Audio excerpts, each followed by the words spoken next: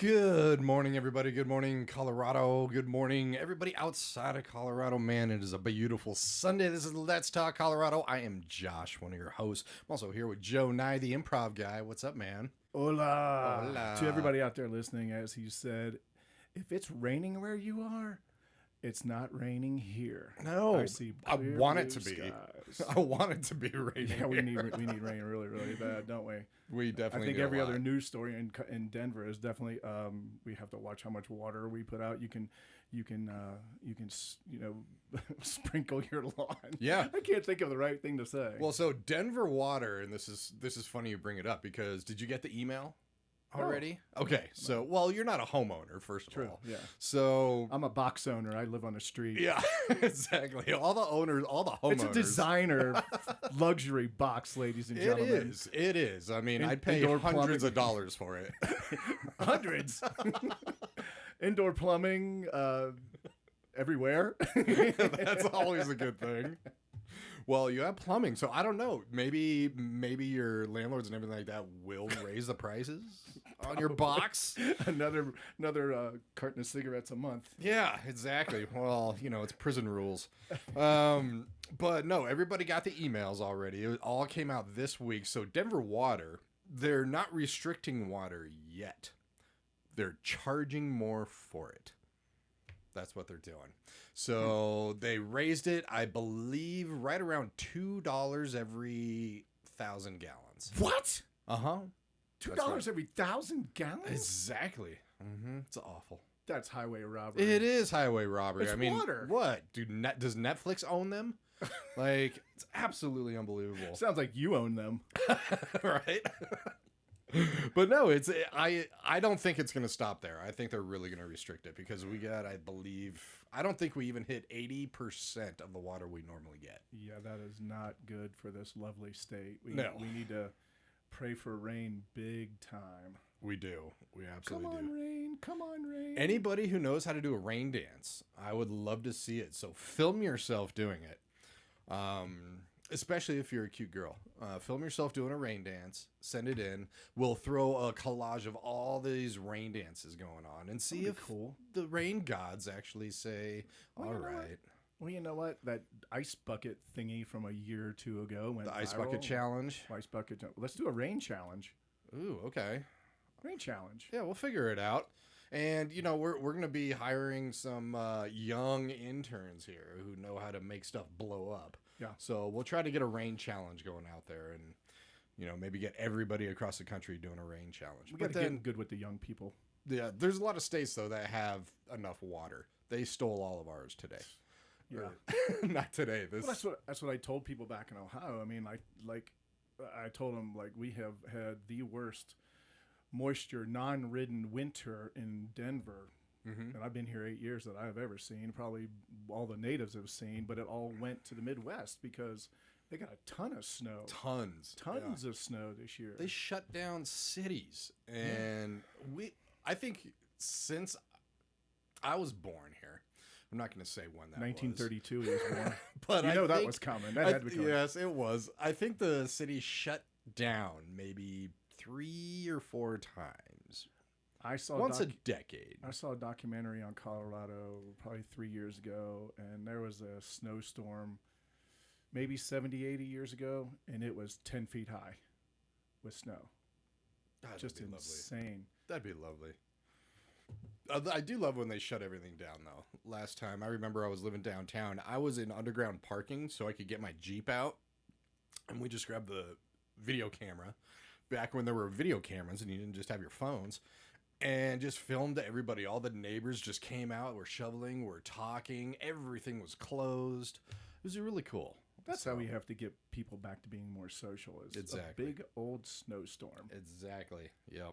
I agree. I'm going to do a horrible segue and just say thank you to a few people. So we did our first improv and mystery show on K4CO on Friday. So I want to send a thanks out to Kathleen and Jay and Ohm and Big Bruce, who lives up in Chicago.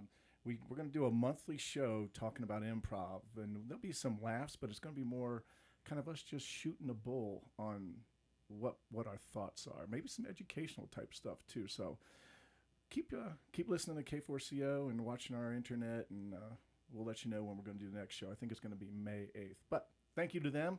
I also want to send a big thanks out to Robin in Cincinnati. She's listening to us every week. She's probably out on a nice walk, maybe. My friend Megan at Trivita Functional Medicine, and Jacqueline in North Carolina, and my buddy Bruce. Bruce, big guy. It's been about a month since I've seen you. Hope you're doing good, Bruce. Hope you're doing well, Bruce.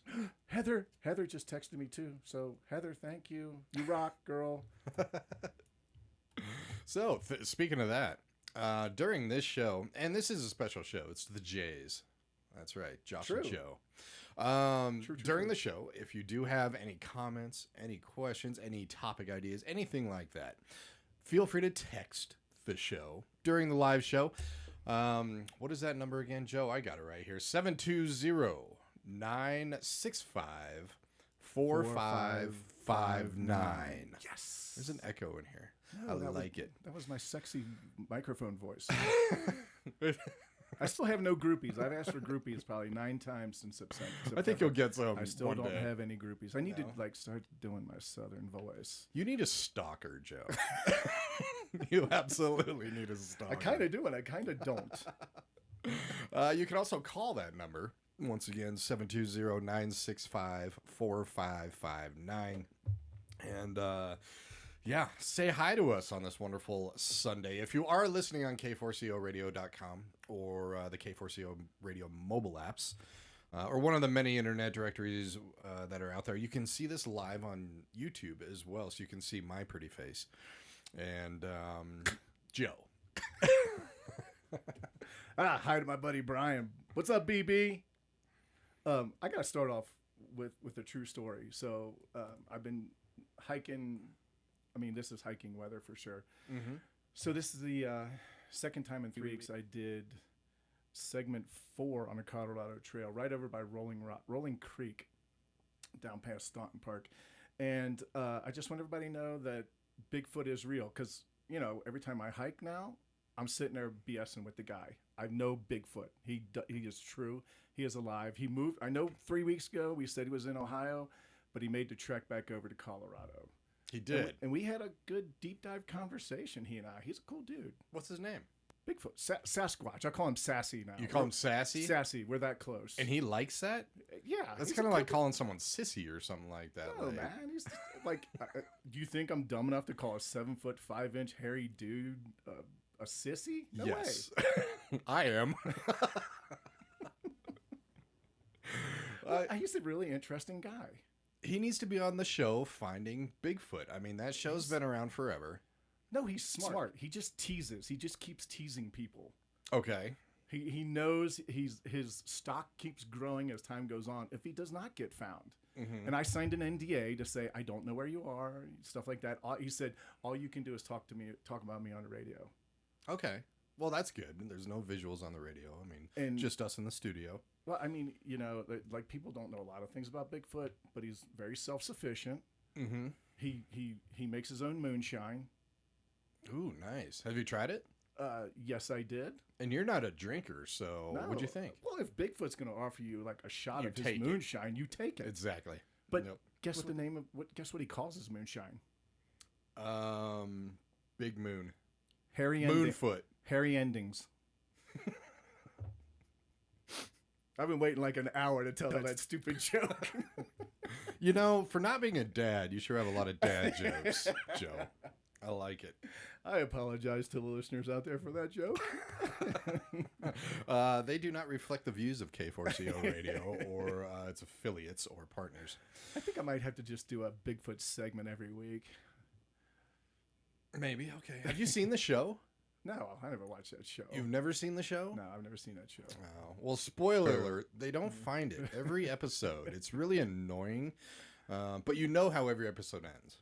You know, maybe one day they'll have an episode where they find it. We'll see. One day we'll find them. Exactly. Well, we have a lot of fun stuff to talk about today, right, Joe? We do. We do. Because, of course, on Let's Talk America, we talk everything weird, everything fun, everything, I don't know, that's not politics. If you want to throw out some politics and give us a call, we'll oblige. We'll see what you want to do. I don't know. I don't. Yeah, I know. Ugh. You get enough of that on every single news station. I think people are having nightmares and dreaming about it. That's right. Well, I want to start out with team building. You know, for corporations, businesses, companies, stuff like that, organizations. Team building is huge, right? There's a lot of like break rooms. People do golf. What is that golf? Top golf. And you said break rooms. What'd you call them? The break rooms where you go break stuff. Escape rooms as well. Escape rooms as well. Yep. I've never done a break room. I really want to. That'd be great to just get your aggression out and break a bunch of stuff. But you brought it up, and this was not planned at all, but a lot of improvisers, professional improvisers, can do an hour and a half team building bunch of exercises at corporate companies all over. It's been happening for years and years and years. So if you want to have a really fun team building exercise, feel free to contact us here, and Josh will get a hold of me, and I can organize something for your business. And trust me, improv is fun, gets people out of their comfort zone, but it's a whole lot of fun. Plus, anything you learn in improv, I guarantee you will help you be a better employee, a better employer as well. So just a simple plug on that. Throughout all your years of improv and everything, did you watch The Office? Not the British version, but yes, the American version. So this is the American version. Did you ever have that one person who just did the exact same thing all the time when Michael was doing it, and he always brought a gun into it, and he always did like a robbery or something? Every single skit, it doesn't matter what they were doing, it could be like the dumbest thing, and he would just come in and just be like, freeze everybody. The only thing that comes to mind is there were two guys that I used to work with, and I worked with them for 16 years, and they were the two guys every single week that complained about something and just went on, and we'd have a weekly meeting. And that was the only part I dreaded about the meeting, was those two always complaining and complaining and complaining, and not saying their piece in like 10-20 seconds. Like, they're just going on and on and on and on and on. I think every company has that. Yeah. So it wasn't really in the improv side of it, but it was in the talking about what we're doing. Exactly. Right. There is a company that did a little differently. I've never heard of this. We talk a lot about Guinness World Records here. Multiple record holder David Rush joined 11 other tech industry workers at a trade show in Salt Lake City to go after the title Most Balloons Kept in the Air for 1 minute while standing. Have you ever, first of all, tried to do this? No. It's hilarious. It's really funny. I'd give him an A+ for originality. Yeah, so the rules: 12 people stand in place, can't move, must keep 25 balloons from touching the ground for a full 60 seconds. That's pretty insane that they did this. If any balloon hits the floor or a participant breaks the standing still rule, the attempt fails. Their team successfully kept all 25 balloons aloft, I like that word, for the entire minute, setting a new Guinness World Record and beating the previous mark of 24 balloons. So now it's 25 balloons that you got to break. I'll tell you what, I'm pretty cocky. I can do 26. You can do 26? I can do 20. I know I can do 26. Okay, who's going to be your team of 11 other people? Because you have to choose your team. You yourself cannot do 26. All the people I know are not going to waste their time doing this. They have more important things to do, like blow their nose and. It's Colorado. Just have them smoke up, and they'll be like, "That sounds like a great idea." I mean, it's easy to do work because then you get out of work to do something that stupid. I mean, most people will get out of work to do almost anything. Well, I'm glad they do it for just a minute. You couldn't do it for an hour with a bunch of old men because they'd have to pee. So they'll never go for it and do it. So it'd have to be young people and keep it to a minute. Keep it, exactly. Well, that's a lot of balloons to keep up for. 60 seconds is a long time when you're doing something like that. But I had a dirty joke about keeping up, but I won't say it. I'm keeping it clean. Oh, I'm keeping it clean. on Let's Talk America. I like it. All right. Clean like Listerine. You want to hear another record? This is fun. Yeah. Retired CBS Philadelphia news anchor. Do you know Jim Donovan? Have you ever heard Jim Donovan? He's a CBS news anchor, or was a CBS news anchor. He owes me money. He owes you money? I stole that from Chevy Chase. I think some SNL comedian said that. He owes me money. No, Bill Murray. Yeah. Bill Murray. Bill Murray from Caddyshack. No, it wasn't from Caddyshack. I saw Caddyshack this weekend. It's such an owes me incredible money. movie. I love it. Retired CBS Philadelphia news anchor Jim Donovan achieved the Guinness World Record for the largest collection of socks. I know, right? But this is you why. know what? When you said we were going to have a weird show talking about weird topics, I was right. You nailed it. I nailed it. Socks, huh? I nail a lot of things. And just before his final broadcast on December 19th, 2025, so he just recently retired. Congrats. Just 2 months ago. Yeah, congrats. After nearly 40 years in journalism, viewers had gifted him colorful novelty socks for about 8 years. So I don't know if he asked for them or what, but viewers would send him colorful socks, often featuring pop culture like Star Trek, Friends, or Philly sports teams, growing his collection of socks to 1,531 pairs of socks. You're right. That's probably a record. I don't know any. Who would you keep that many socks? No. You'd need an entire bedroom full of socks. No, but I hope now that he has the record, he can just give them all to people that need them, or since they're like Star Trek and he's kind of a famous guy, get Bill Shatner to sign a couple of them and sell them, make some money, and give the money to charity. That's what I would do. Especially Bill Shatner's getting old, doesn't he? He's close, almost close to 100. Mm. Still looks good though. Wow. I mean, what's his secret? Plugs. You know, they're super rich. I'm hoping they probably hire a chef that makes them really good food, and I'm sure they're all on high blood pressure and statins and stuff like that to keep themselves around longer. Or maybe he's just, he's Captain Kirk and he's just teleporting himself back and forth into time, and he's figured it out. I always said if there was like one thing I would absolutely do if I won a huge lottery, Powerball, just multi-millions, I would get a facelift to look like me. If I was married, because then I wouldn't have to impress anybody else. But if I was single, no. I mean, then I'd be single forever. I'd give you a layup. You didn't say no. You know what? Oh yeah. I can't give you a clue. I'm sorry about that. I keep forgetting to bring in the no-joe jar, and you guys put $1 in whenever you miss a layup. Okay. One of these days I'm going to get that thing. We'll do that. Go to Target. Okay, I'm sorry. No. I would get a chef. I would get somebody to cook my meals for me.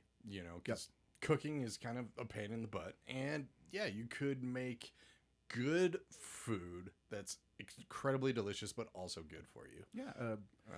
Shout out to my dad, who's going to be 93 years old. I think a reason for his longevity is cooking his own food for all these years and not going out to eat much. I think there's a lot to be said for eating your veggies, drink a lot of water, and no red meat, more fish. Mm-hmm. The Asian cultures, typically eat pretty healthy. Mm-hmm. More fish, more rice, stuff like that. Well, and we did back in the 50s, 60s, before all the processed stuff came out. I mean, everybody, when you had dinner, I remember when I was growing up, mom made dinner, and it was just meat, veggies, and something else, all the time. So, and unfortunately, lima beans every once in a while. Ugh. Yeah, those were bad. And Brussels sprouts. I hated Brussels sprouts, but yeah, they were bad. But yeah. Did your mom Come ever on, make lottery. you sit there at the table till you finished your plate? Oh, yeah. I know I had to a couple times. Always. You don't have to do that anymore. It kind of drives me nuts. I know. Especially when you go out to a place. And, I was a waiter for a long time, too. And, parents would come in with kids. And kids would, barely eat anything. And they paid, $12 for this thing. Take that stuff. Get a box. Take that stuff home. Yeah, but then it just sits in the fridge. I'd eat it. My brothers grew up on leftovers. I mean, there was no other way. But you can't. So you can't do leftovers with fries. Why You not? can't reheat them. People eat cold pizza. I can't do cold pizza for my life. I have to heat it up, really? but I'll heat up fries the next day. Cold pizza's delicious. I've never figured that one out. My brother does it, but I've never figured that one out. I'm heating that stuff up. All right, fair enough. I don't know. I love it. I absolutely love it. Big shout out to Fat Sully's, which is off County Line and Quebec. So they have this 24-inch pie. No, 26-inch pie. Huge New York folded pizza. And soon, I believe, I heard through the grapevine that you can get these to go because they finally got boxes big enough. I heard. A friend told me, but you finally got boxes big enough to carry these large pieces. Are you telling me after all these years, cardboard manufacturing companies have not been able to figure out a box that big? A 26-inch pizza? You could go to Home Depot and get a freaking box that holds like 90 gallons of stuff. Well, yeah, like a moving box. Let's get to what's important. But a pizza one. No, yeah. let's get to what's important. Like, I've never heard of this place, but I'm gonna eat at a place called Fat Sully's. Oh, it's amazing. Just the pizza. name itself, like Fat Sully's. We gotta get Fat Sully in here. Yeah, he's probably like weighs 25 pounds and 6'3". But I'd love get to in here, Fat Sully's. I can't believe you've never had Fat Sully's. We gotta go. You like New York pizza? Yeah. No, you gotta go. Yeah. And anybody listening out there, if you're in the area, yeah, definitely go. They, I believe they still have a place on Colfax. It's like Atomic Cowboy. Have you heard that? They serve Fat Sully's pizza. Or they closed. I don't know. I haven't been in that area, but for a while. Still need but to they do moved some down south. venturing around in Denver for sure. That you do, sir. All right. What else do we got, buddy? What do you want to talk about? There's been a lot of interesting things going on. Right here. This is actually an amazing story. A swarm of bees on an American Airlines plane turbine delayed a flight from Charlotte Douglas International Airport to San Francisco by 1 hour on April 6, 2026. Beekeepers and crew safely removed the bees from the engine and relocated them, preventing any injuries or damage. First things first, does this airport have beekeepers on quick call or something, like to get there in an hour and have that thing removed? I mean, that's pretty darn amazing. But I'm assuming the bees did not buy a ticket before they tried to board the plane. So with everything blocking plane travel right now it's bees that are kind of adding to it. Yeah, they got to find a home too. They do. They just wanted a free ride to Frisco. Wow. Can't blame them. And how long did it take for them to get rid of this? 1 hour, which is goodness. absolutely amazing. I'm thinking somebody on the ground or one of the pilots, like, I know a beekeeper, made a quick call, and they were there in and out. I mean, that's absolutely amazing. That's funny you said that. I have to look for this one. I heard yep, here we go. With all the delays, right? Yep. TSA, everything like that. Traveler turns 4-hour TSA wait into a vodka party amid airport chaos. Yeah. This guy is a hero. I mean, not all heroes wear capes, I gotta say. Not all heroes wear capes. Look at me, I just wear a t-shirt. You do, and that's a Smashing Pumpkins, isn't it? No, it's Captain America. That's Captain America stole Smashing Pumpkins because Smashing Pumpkins does a star too. A traveler at Houston's George Bush Intercontinental Airport went viral after turning a miserable multi-hour TSA line into an impromptu party by handing out free vodka shots to fellow adults stuck in the massive queue. You should have thought about the kids too. I mean, you got to think about the children too, because they're bored. Carrying a large frosted bottle and plastic cups, he walked the line pouring drinks for frustrated passengers who wait stretched far outside the terminal doors during a period of nationwide airport delays and staffing shortages. Social media users praised him as a kind of folk hero. Amen for lifting spirits and creating a sense of camaraderie. Yeah, really, I clap for that guy. I would absolutely clap. That was my first question all along. Did he have the bottle with him, or did he go to one of the restaurants in the airport and grab one? But he had one with him, so the dude's prepared. He could have bought it at the duty-free shop. Cold. Could he? Okay. All right. Actually, yeah. Still pretty inventive. It was cold, but I mean, if you're waiting 4 hours for a flight, I'll drink at room temperature, no problem. I don't think anybody would care. I don't think so. Even I wouldn't care. I'm not even You're not even a big drinker. Well, you saw how hard it was for me to do a shot of vodka on Friday night. Mm-hmm. Exactly. 2 hours. Ladies and gentlemen, he did a half a shot of vodka before his improv and finished the other half a shot after his 1.5 hour, almost 2 hour broadcast. So congratulations on that. Yeah, I'm a wimp. I wish I was that much of a lightweight. I'm not that much of a lightweight. Yeah, everybody else does too. Did you hear about the baby born aboard Caribbean Airlines flight? I think I heard something about landing that. at JFK. So if all of our listeners did not hear this, a Caribbean Airlines flight from Kingston, Jamaica to New York's John F. Kennedy International Airport gained an extra passenger when a woman went into labor and just gave birth just as the plane was landing around midday. Thankfully, it wasn't early in the flight because then the baby would just be screaming the entire flight. We have enough of that. With crew following established medical protocols, and they have medical protocols for when somebody gives birth on a flight. I gotta think she wasn't the first mom to ever give birth on a plane. You wouldn't think so. You wouldn't think so. Thankfully, everything went great. Waiting medical staff on the ground to care for mother and the baby, while air traffic control jokingly suggested naming the newborn Kennedy.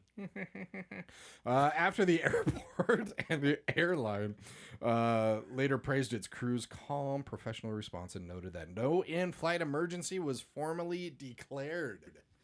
You know what I gotta say? Thank goodness. You know that whole thing. Is there a doctor on board? Is there a doctor on board? You've heard that before. Yeah. Thank goodness it's not a Spirit Airlines, because you know there's not a doctor on board there. There is no doctors don't fly Spirit. Just high spirits. That's exactly. Those are just mainly the people going to Vegas. So it was Kennedy to Jamaica or Jamaica? Jamaica to Kennedy. So actually, what nationality is the baby? Do they automatically have dual citizenship? I Which would be cool. That's interesting. Yeah. Did I ask a smart question? And I don't even know. Yeah, you did. There's a yes, first. Joe. Yes.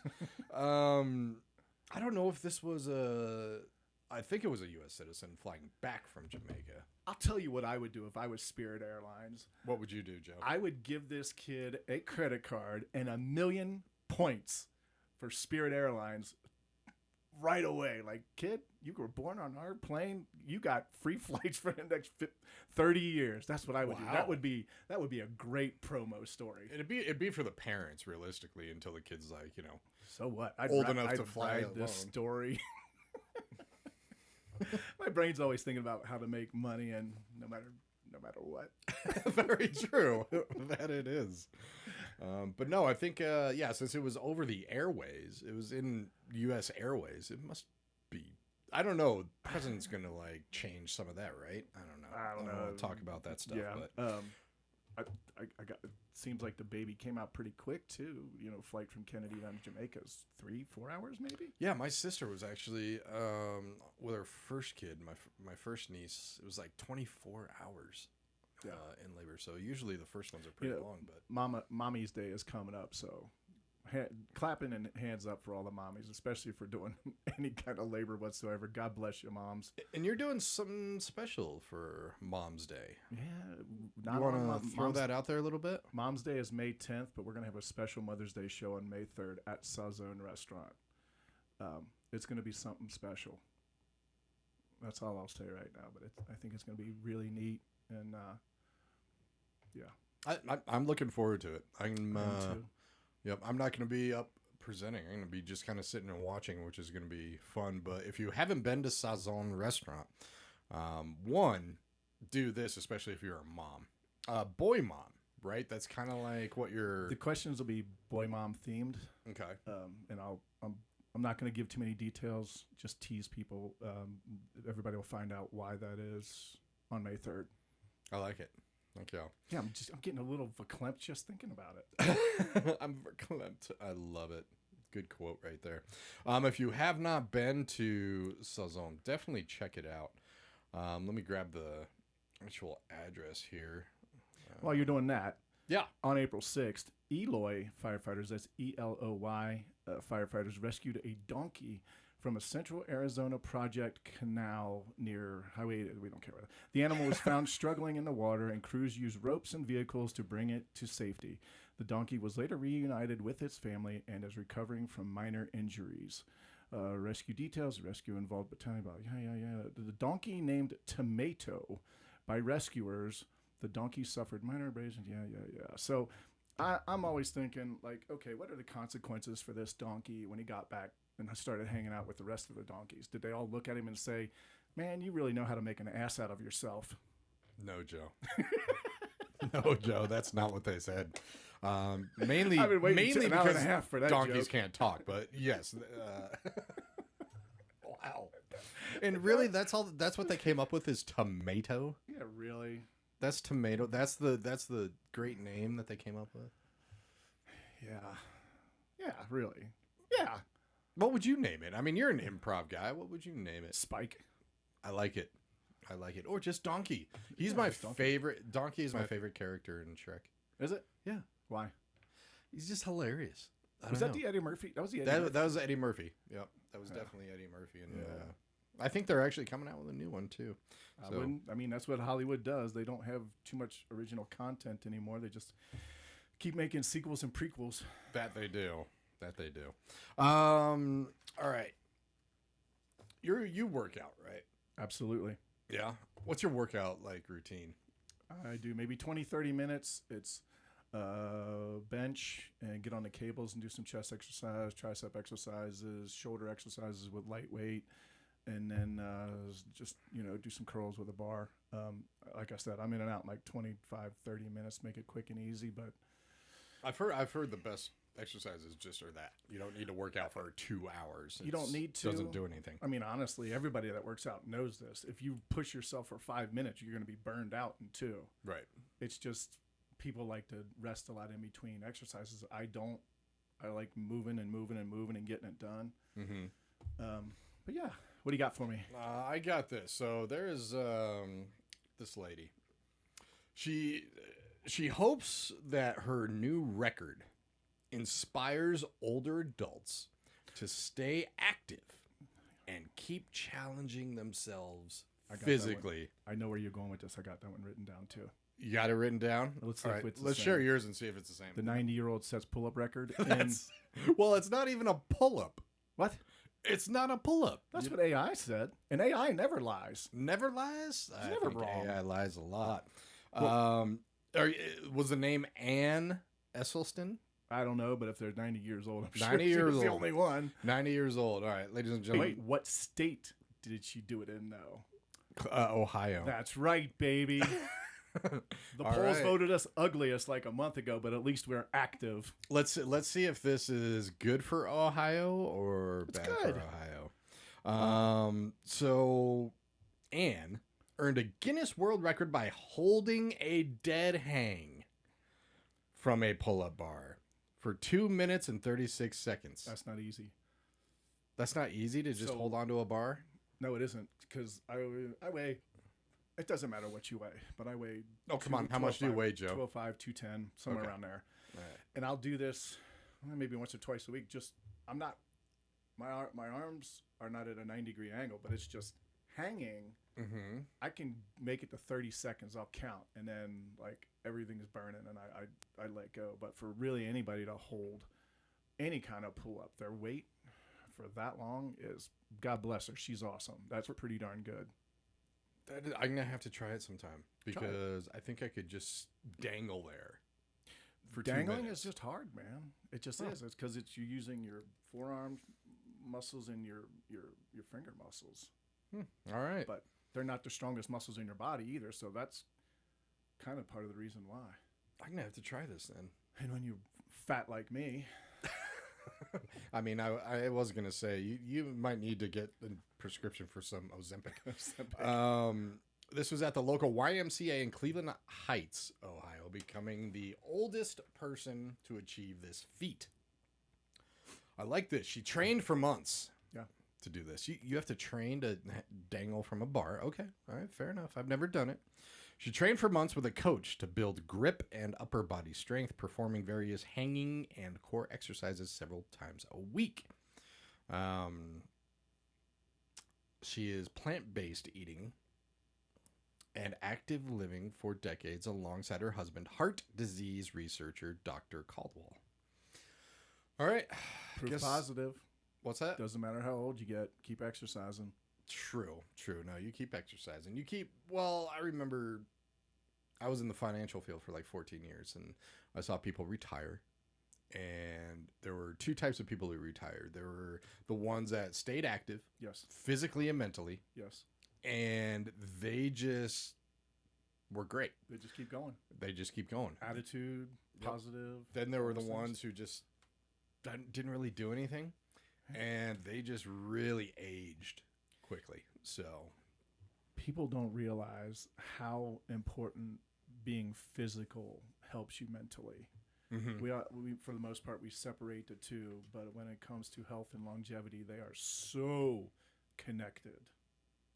I mean, right. My dad cooks for himself. He's almost 93, and he walks every day, and he's always walked and done things like that just to keep the blood flow going. Right. Even just walking for a while, nice little hike is perfect for you. So that's good. Congratulations to your dad. Yeah, that's good. Is he gonna ever fly out here and come in on a show? No.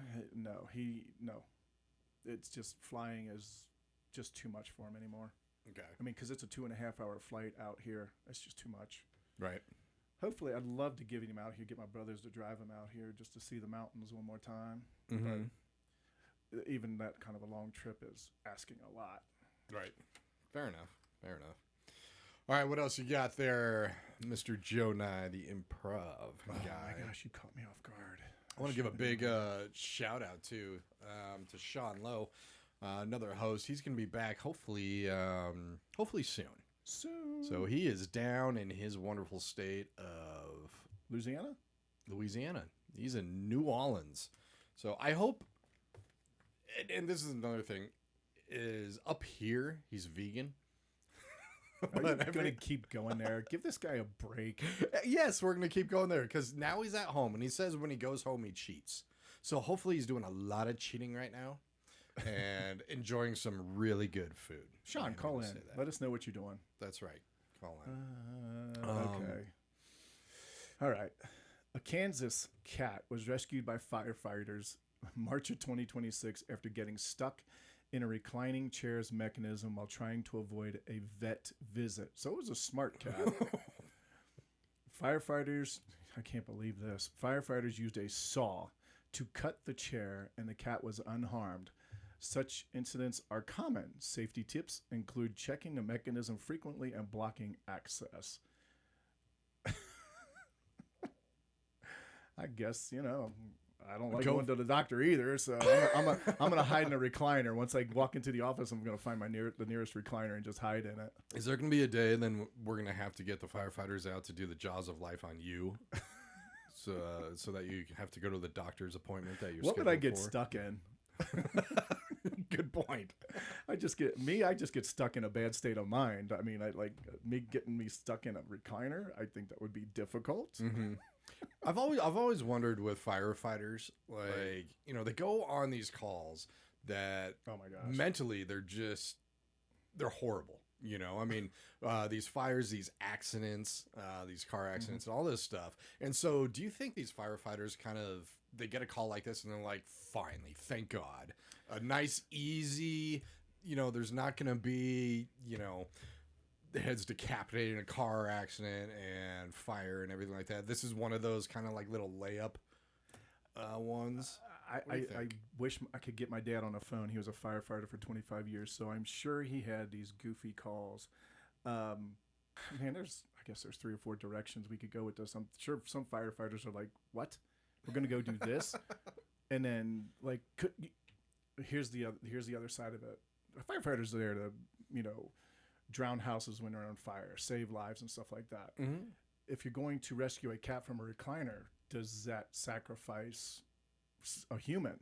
You know what I'm saying? If there's another call, but going on. I'm pretty sure if they had another call that's like human related, horrible accident, and everything like that, they'd say the cat's fine. I don't know, but I'm sure there's also like, okay, let's go save a cat. Right. Yeah, I'm sure. I mean, they get like, they get called to get cats out of trees and stuff like that, and whatever. Golly. I always thought that was a joke. I always thought that was a joke, like them being called to get cats out of trees. Well, that actually happens? Superman got a cat out of the tree. Don't you remember seeing Christopher Reeve Superman? He did it. He flew in. He saw this little girl, and she was yelling to her cat up in a tree. And Superman went and got the cat and went down and handed it to which Superman movie was the first this? one. Christopher, this is the first best one ever. Christopher Reeve. I'm gonna have to rewatch that. I gotta make a shout out to Mom. Like, I was the youngest. Mm-hmm. Mom's not here no more, but that summer, it was either 77 or 78. She grabbed me, and it was just me and her going to a movie. So that's one of the best memories that I have with my mom. But that's like another reason why that Superman is the best Superman ever. It is. No, the first one is definitely the best. Really good. Which one? It was the second one that had the two dudes and the chick from the planet. That was a really good one, too. That was a good one, too. Yep. After that, they got a little funky. They did. I want to kind of curtail on, we were talking about, if we won the lottery, we just eat a lot of good food, right? Hire a chef, something like that. This is insane, actually, here. And I would do this in a heartbeat. Especially with the amount of money. World record. Another world record. Man dines at 28 Michelin star restaurants. He's got money. In New York in 24 hours. He's got a lot of money. Apparently, he only spent on food $976. You just get the appetizer and water? Yeah, that doesn't make sense to me. I mean, if you're eating at Michelin star stuff, $976. And how many restaurants did he go to? 28. That's only $34 at each restaurant. So I kind of call a little BS on this, but he's a Las Vegas foodie. I didn't even know that was a career. All these different careers. We got kids winning money playing video games, so it's America. Exactly. And Sean's feed on OnlyFans, hopefully that goes well down there, buddy. That's one way to get groupies. Yeah, exactly. Set a new Guinness World Record by eating at 28 Michelin-starred restaurants across New York City within 24 hours, starting at Oxomaco in Brooklyn and finishing at Gramercy Tavern in Manhattan. He previously held a record with 22 restaurants, so he beat his own record of eating. He just loves eating, apparently. He hit 20. First requirement for Michelin stars, you got to have a weird name for your restaurant. You do. You absolutely do. You can't just Burger Haven. You're not going to be a Michelin star. I'm going to call mine Spifflecock. Spifflecock? If ever I start a restaurant. What would you serve? Spiffle. I don't know. And cold pizza. Cuisine cold pizza, sir. Two diners. He previously held the record, 22 restaurants, but lost to two diners who hit 25 Michelin star spots in Hong Kong, 2024. So this is why he did this. He spent $976.97 on food and an additional $474.37 on tips and transportation. How much again? $400 something on tips and transportation? $474.37. I'm kind of mad at myself. I really don't have anywhere to go with this. But he's competitive. He's competitive. I'll give him that. He said the overall experience was worth the cost. Did he? How much? They're missing a very important point. How much weight did he gain? That is a very good point. And wait a minute, two great points in the same show. I even looked up how many pounds of food did he eat. I mean, because you got to think, 28 restaurants in 24 hours. Not a full pound, but maybe like a quarter to a half a pound of food. I'm thinking he just did the tiny little laps or something. Then it shouldn't count. Is my thing. There's no way, because a Michelin restaurant, minimum dinner's got to be $30. Right. Bare minimum. That'd be like an appetizer at a Michelin star restaurant. Once you get that Michelin star, then you can charge whatever you want. He highlighted standout dishes, including a Jonah crab salad. Oh, God, there we go. Salad. He went to a Michelin star and ordered a salad. Oh, my goodness gracious. This is horrible. So he didn't gain any weight. Yeah. Sean, call in if you're listening on this one right now. Even Sean would be like, that's bullshit. You don't go to a Michelin star restaurant and order a salad. No. You don't. I don't care how good the dressing is. I don't care like what exotic stuff they add to the lettuce. Exactly. Deep fry that lettuce. I don't care. Exactly. Pour some chocolate on it, some grease. Something tasty. A scallop dumpling with English peas and foie gras. Foie gras. Foie gras. Foie gras. That's another thing. You go to these Michelin star restaurants. Stop using French words. Not even that. Not even that. Because like even if you go to these like high end, like I've been to some galas, right? Okay. You know, you have to wear a tux and everything like that. You wear it's tux? Annoying. Yeah, I know what you got. You bought one of those T-shirts with the freaking bow tie. No, that's what you got. Actually, I went to the Men's Warehouse and I rented one. It's only like $100. I'm gonna say a dirty word. Bullshit. I did. I'll show you the receipt. Sarah, I wish I had the Sarah call in. Confirm this. She'll confirm it. We got pictures. We got picture proof. No AI stuff. No AI stuff. But you know, you go to these and they're walking around. You know, these servers with these trays with these tiny little finger foods, right? Sure. And you ask them, "Oh, what is this?"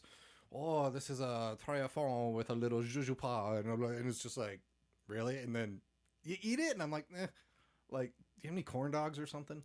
Like, a lot of times this like high end kind of fancy food and stuff like that, it's just weird. There was this dessert that we had at a certain gala where you looked at it, it just looked like little globs of things. Why don't they just call it glob?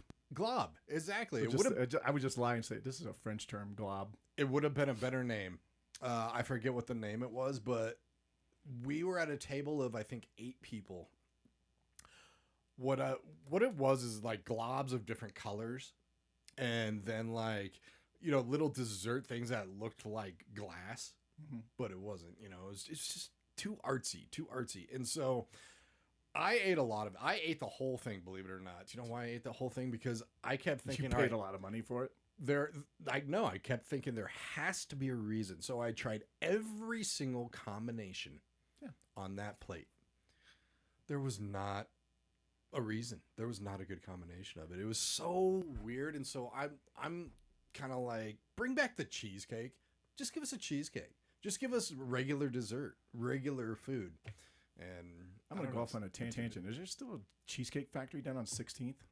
Or did they leave altogether? I believe there is, actually. I think there's one near Park Meadows, too. I think they moved to another part of 16th Street Mall. I'm going to have to look it up now, too. Speaking of which, Saison, people haven't tried it. 9447 Park Meadows Drive. It's in Lone Tree in the Entertainment District.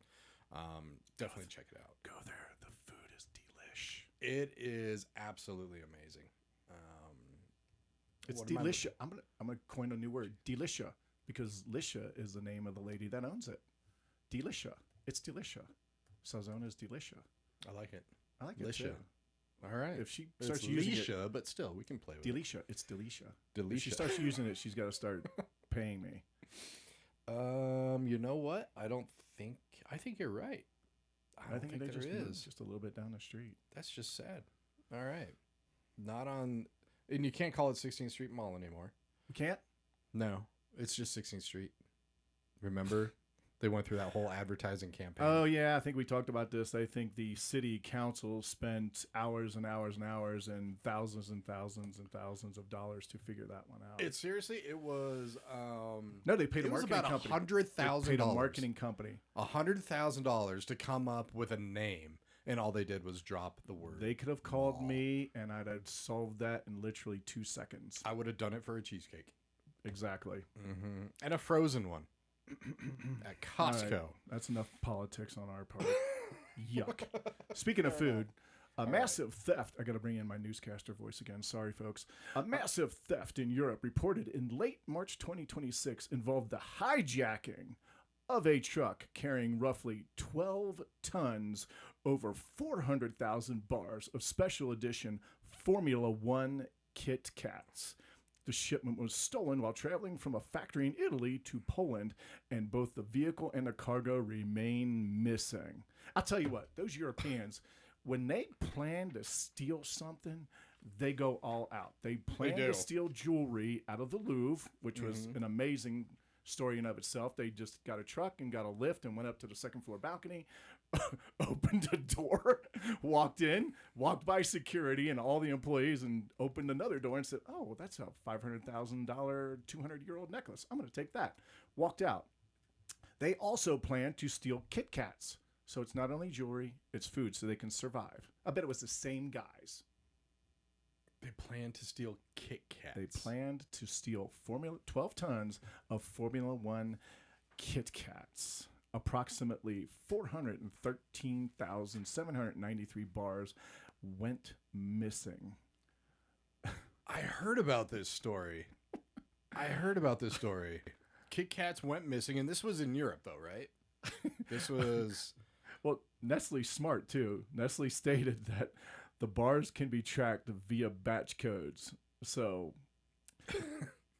we'll protect our Kit Kats, but how many other things of real importance get stolen that we're not putting batch codes on? I remember that. Nestle is actually asking the public to help them by, if they get a Kit Kat, to put like the barcode in on their website so that they can track these stolen Kit Kats.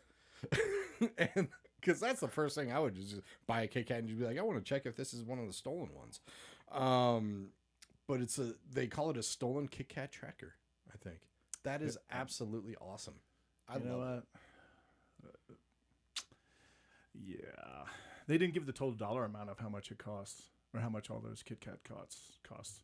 Well, how many Kit Kats was it? Is it like $1.25 for a Kit Kat at the local gas station? I think it's even more than that now.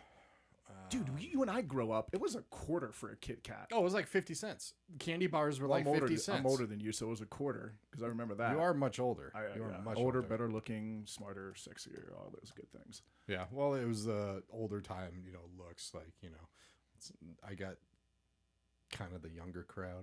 You got bearded over the years. I did. How much is a Kit Kat now? Let's just do an average, because it'll probably give me an average of this. 413,793. It says between $1.25 and $2.25. So let's just say $1.75. Holy crap! $724,000. Damn, I love it. And you know what? Did you ever hear if the Louvre thieves got caught? They did. Did they? But it's funny how we never report that side of things. We report the cool, heist and everything like that, but we never report, they got caught. Which I agree with, because we want people to keep stealing stuff, because it's fun. No. Yes. No. Yes, because then we have more material when people do stupid things. It's great. True.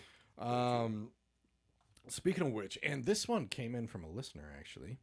Thank you, listener. Yeah. This was from our app. So thank you very much. People who are listening on our app, you can always message the station. And people message us, and, it's all the people who are just like, you guys are funny, thank you, blah, blah, blah. We really appreciate it. We appreciate you connecting with us. But if you do have some fun stories, some funny stories that we would like, definitely send them in. So this one is syrup, actually.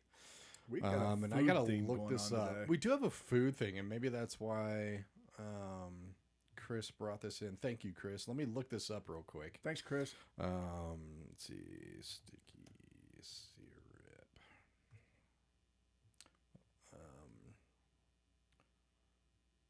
Oh, come on. Okay. It looks like there was a syrup spill in California. spilling over 100 gallons of syrup across a highway. Sticky business. Oh no, Joe! No, I can't. I just can't give that's I'm too not- much I'm of a not- dad joke. I'm That's not too much proud of a of that one dad. either. I Sp- take it back, but I can't go back in time yet. No, you can't. Yeah. Crews worked for 9 hours cleaning this up. What do you clean it up with? Just regular old Ooh, that's dish a soap? good question. You wait a minute. That's 3 smart questions. That in is 3 one smart. session. You're on a roll, Joe. You are absolutely on a roll. I ate my Wheaties this morning. I'm impressed. I'm impressed. All my friends are like, that can't happen. My AI twin must be filling in. What did they clean it up with? AI. I'm very curious. They ended up using a water truck to hose the syrup off the roadway and then vacuumed it up after initial attempt with absorbent material failed. So they had a couple failures. No kidding. They had a couple failures. That's probably why it spent like 9 hours doing this stuff. They had some failures and they finally got it done. You know, all the hundreds of thousands of ants that are living around that road are like, they were just doing that, like that evil. That wildlife is so happy right now. Oh yeah, that's our syrup is our foie gras. They're probably like sitting there just mouth watering, and then these dudes come along and clean it up. They're probably like losers. See, all they'd have to really do, I mean, grab a bunch of California kids and just have them lick it up. They just like a Kiss song. Yes. We should have, Gene Simmons has the world's biggest tongue. Just send him out there for 5 minutes. He'd have the job done in no time. I don't think he has the world's longest tongue. Wow, It's long. He probably claims it's it. long. I'm sure he claims he's been it. married for a long time. So I'm sure she's satisfied. She's happy. But yeah, I think he likes syrup. Definitely. No, the problem is nobody went out there and made pancakes and waffles. And tried to clean it up that way. Well, it was a waste of syrup. It's California. A lot of them are salads and healthy living and stuff like that. If this was like in the South, that'd definitely be chicken and waffles. They shovel up roadkill. So yeah. If this was down in Louisiana, Sean would be like, "Dude, I would be out there in a heartbeat with my wonderful waffles and chicken, and we would eat that up right there." All right, this is apparently a foodie episode. I like it. We have a lot of food stuff. Let's talk about this because it was actually touched upon by our station manager in an interview that we were doing, and I had no idea about this. But do you like Cheetos? I haven't had a Cheeto in probably 20 years. Really? Not because I dislike them. Just there's other ones out there. I'm on a Munchos kick. I'll probably go to the grocery store after this and get a couple bags of Munchos. Okay. They're what are potato-like things. They're just kind of fluffy potato chips. Those are the ones that like melt in your mouth, right? Kinda, yeah. Okay, Yep. No, I definitely know those. Those are good. I love Cheetos, especially the flaming hot ones, because I love the hot, spicy, stuff. A Cheeto sets record.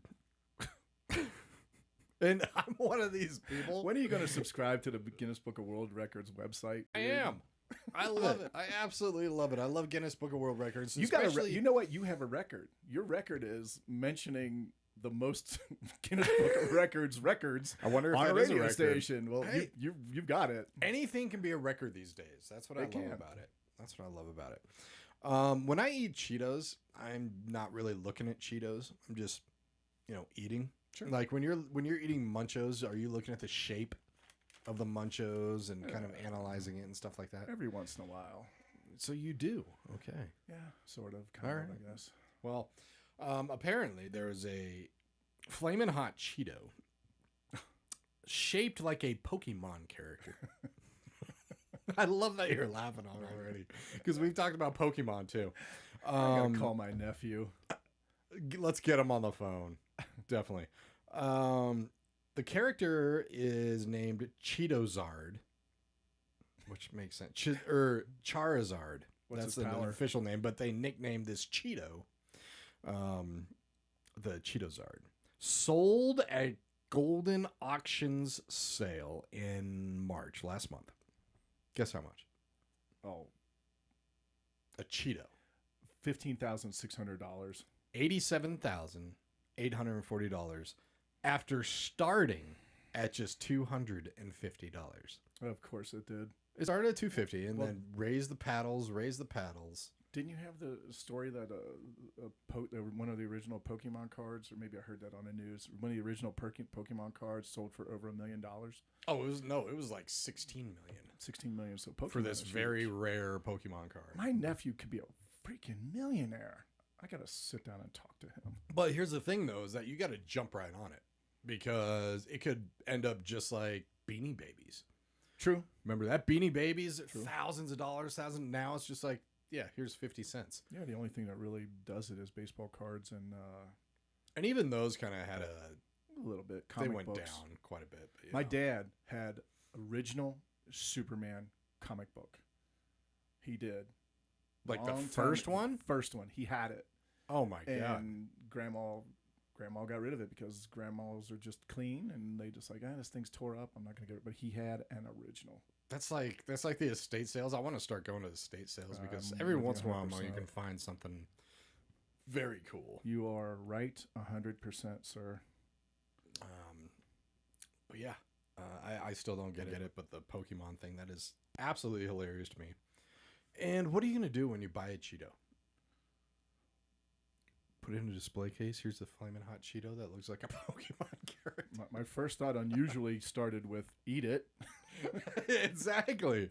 No, if I was a billionaire, that's what I would do. I would just like, I'll take that for $1 million, and then I'd just be like, right in front of everybody. What I'm going to do is I'm going to go to the grocery store, get a bag of Munchos and a bag of Cheetos and a bag of Doritos, and I'm just going to go home and pick each one of them up individually and be like, this one looks like that. This one looks like Dean Martin. This one looks like this famous person. And just throw it out there. Like me. just throw it out there on the internet and get a bid going. What's that bidding website that you can get like a eBay? No, there's another one they advertise on TV. This guy goes, I got this big mixer for TV for $1. $55. Yeah, what is that? I forget what that is, but I know what you're talking about. We should just do that for fun, just to see how goofy this world could get. And then we'll just donate all the money to charity. Sure, absolutely. You know, Let's do it. All right, so get some Munchos. I'll get some Cheetos. And I think Sarah's favorite is Fritos. We'll ask Sean what his favorite is. We'll just collect them. And Sean doesn't eat junk food. They have to have some vegan chips. Are there vegan chips out there? I have to ask. There's healthy stuff. Are there vegan chips? I did learn that Doritos are. Oh wait, yes, there are many vegan chips actually. Yeah, like gluten-free too, stuff like that. Mm-hmm. Doritos are kosher. I did learn that. I don't even know what that means. Either do I, but they are. Okay, cool. I'll eat them too. Did you have a good April Fool's? My buddy tried once. What did he do? I only had one friend, and he does it every year. What did he say? Well, if he does it every year, then he's not going to fool anybody. Yeah, I'm on to him at this point. Exactly. What was his April Fool's? April Fool's was a friend of ours is working on an app, and he's hoping that it just goes absolutely bonkers crazy and makes him a millionaire. So he an April Fool's joke said, "Hey, I talked to M, and M said everything's a go." So I'm like, okay, now I know it isn't, because after all these years, it's been hurry up and wait, hurry up and wait, hurry up and wait. And I knew he was April fooling me the whole time, so I called him out. But he's just a jokester, so he did get some people on April Fools. Mm-hmm. Did you? Anybody mess with you? Nobody messed with me. No, nope. I think I'm usually the one who messes with people, but I didn't mess with anybody. I think the art of April Fools was missed this year for some reason. It didn't seem like there was a lot of stuff going on. There wasn't a lot. I did catch some things here. And to any of our listeners out there who's listening on K4CO or watching or anything, feel free to message us on the app or even text us in. If you did something cool or if you heard of anything that was done cool. I had to look it up. What companies kind of did stuff. I think one of my favorites was law enforcement a couple years ago. said they are doing one full day where if you come in and you have a warrant, they will get rid of it. I know they got somebody. They had to. That was they brilliant. They should just do it every year. They should do that every single year. Have a warrant. Yes. Oh, it's Guess great. what I'm doing next April 1st? Visiting my local police department. Hey, is this forgiven? Which warrant do you still have outstanding, Joe? The list is long. But It is is. interesting. See, I just have misdemeanors, thankfully. So, but I did come across a couple of them. IKEA. Have you been? Do you like IKEA? I do. It's a smart idea. I cannot be in that place. It's horrible. I think there's a lot of people that are afraid to go to IKEA. I'm not afraid. You have to walk through all of it, even with the little shortcuts. It's smart. It's smart, but it's, oh my gosh, it's horrible. It's they really plotted out their evilness in that place. I mean, it's just done so well. Have you had their because they're known for their food court and their Swedish meatballs? I think once I did. Once you did? I remember the Swedish meatballs from Stouffer's. Did you eat Stouffer's as a kid? Is Stouffer still around? Oh yeah, but They they're are? all microwave now. So back in the day, if you remember, so they had Swedish meatballs where they all came in bags, and then you'd boil the bags to heat them up, Okay. and then you'd cut the bags and pour them. And those tasted great. The new microwave stuff just absolutely tastes horrible. Probably processed. Oh, highly processed. And yeah, back then, like, you basically just boil the bags just to heat them up, and boom, it was great. But IKEA is known for their Swedish meatballs. So Road trip. Let's do it. Road trip. Actually, what's nice is you don't have to go through IKEA just to go to the food court. So that I would probably do with you. That surprises me. I would have thought they'd Put it at the end. Force people to walk through the store. Right? It sounds like something they do. They announced a meatball lollipop with Chupa Chups. Chupa Chups. I've never heard of this, but it's a Chupa Chups style lollipop made from IKEA's Swedish meatballs with a lingonberry twist on a stick. I don't know what lingonberry is, but I'm just going to assume that's from Sweden. I would think so. I would think they have good food in Sweden too. I've been there. Yeah, good people in Sweden. We like Yes. Sweden. If anybody there is from Sweden, just get the word out about us. Let the other Swedes know. We like Sweden. We do have listeners in Finland. Dolph Lundgren is from Sweden. He is? Yes. Drago? Drago. Nice. I played rugby with a guy that was 6'4" and looked dead on Drago, and his nickname was Drago. So I actually knew Drago.